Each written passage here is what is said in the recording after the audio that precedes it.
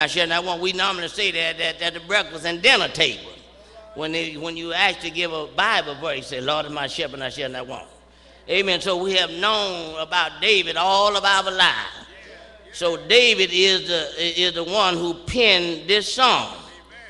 But now he penned this psalms after the prophet Nathan had come to him. Nathan had made a visit to David. There's a reason why David penned this song. You know when you're not right, it ought to be somebody that loves you enough to tell you when you're wrong. Y'all don't like that, do you? When you're wrong, it ought to be somebody that loves you enough to tell you when you're wrong. Nobody can tell you they love you, know you're doing wrong, and keep on patting you on the back. Nathan was a prophet of God. Now David, we noticed that David was not an ordinary man. Hello, somebody.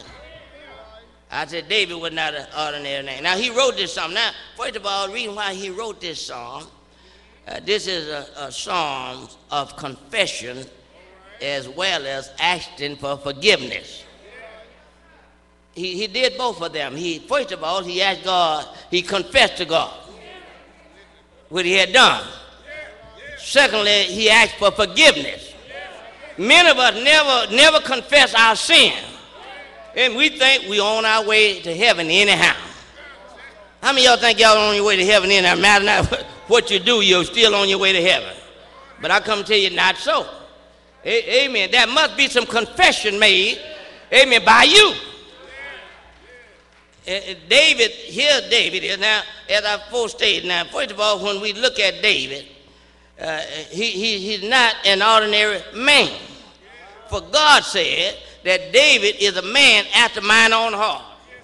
God is the one that labored David and to let us know that he was not just an ordinary man, but David was a special man to God. But he said he is a man after God's own heart. Matters not how sanctimonious you think you are, you still can do wrong. Hello, somebody. Reverend James said, why don't you say amen? Amen. Matters not how sanctimonious you think, how good you think you are, amen, you can do wrong. And when you do wrong, you need to confess your wrongness. And so we find that Nathan, the prophet, he went to David. When David, I don't know why David didn't remember what he had done wrong. You know, sometimes we do wrong, we don't want to think about it. We know we have done wrong, but we don't even want it to cross our mind. We go on like we ain't never did anything. Hello, y'all. How many of y'all like that? You know you do wrong and you still go on like you haven't done anything. You done mistreated somebody, you act like you haven't mistreated them. Do you think that God gonna let you by with that?